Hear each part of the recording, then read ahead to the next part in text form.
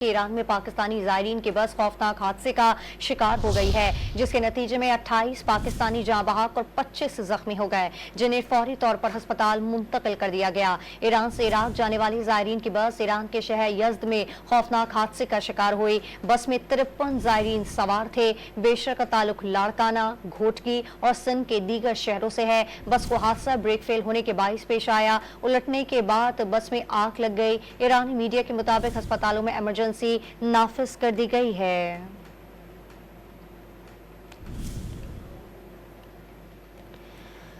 खबर आपको दे रही हैं कि ईरान में पाकिस्तानी ज़ायरीन की बस खौफनाक हादसे का शिकार हो गई है, जिसके नतीजे में 28 पाकिस्तानी जाँ बहक और 25 जख्मी हो गए, जिन्हें फौरी तौर पर अस्पताल मुंतकिल कर दिया गया।